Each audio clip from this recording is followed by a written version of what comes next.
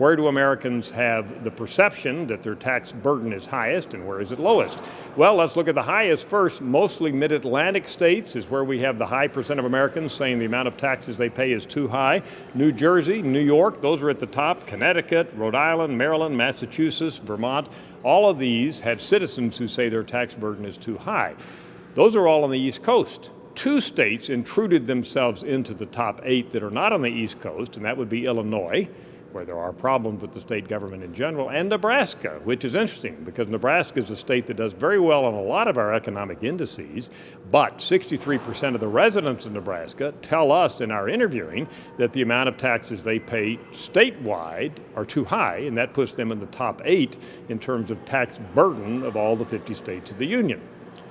Now, where do Americans say they are least worried about their state tax burden? Well, go to Wyoming. That's the key. Look at the number there. 19% of residents in Wyoming say the amount of taxes they pay is too high. Contrast that to New Jersey, which is 77%. That's a huge spread there.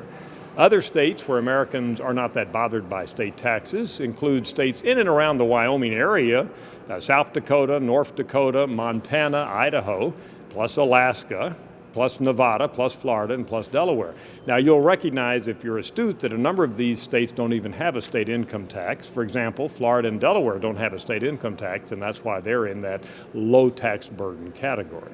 I'm Dr. Frank Newport, Gallup Editor-in-Chief.